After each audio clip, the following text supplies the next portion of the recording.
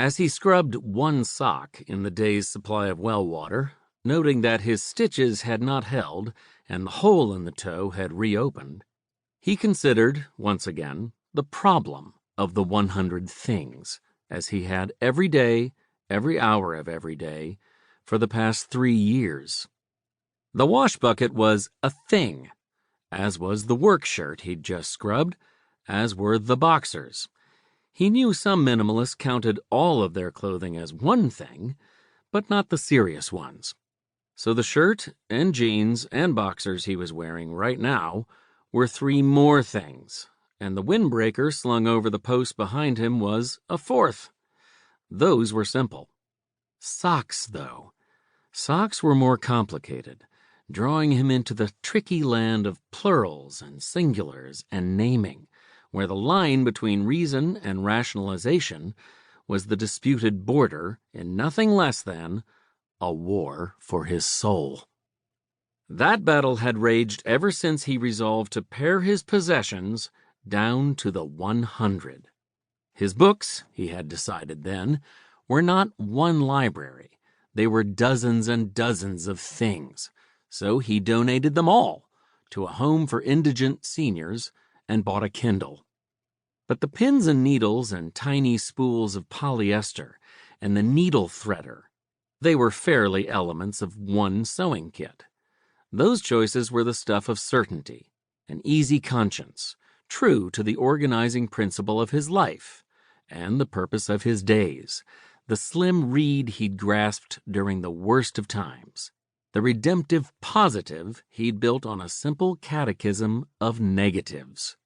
Don't want, don't acquire, don't require, don't affect, don't hurt.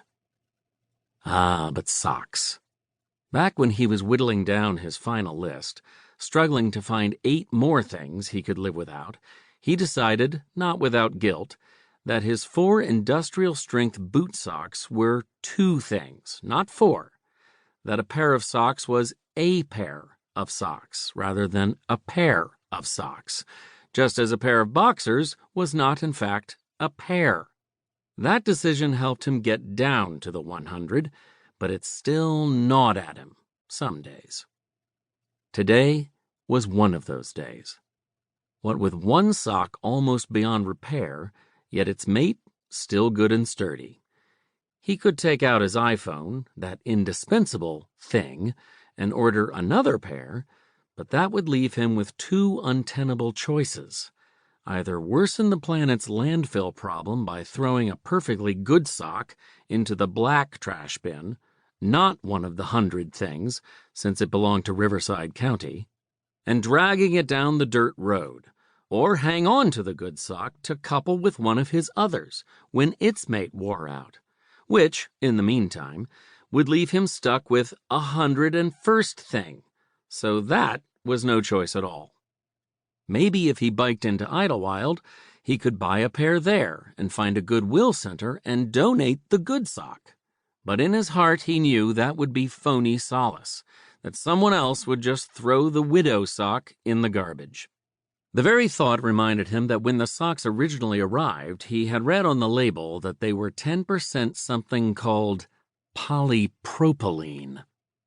Such were the problems on Charlie Waldo's mind when he heard the tires in the distance, turning off the asphalt and onto the dirt road that serviced his 12 acres of wooded mountainside.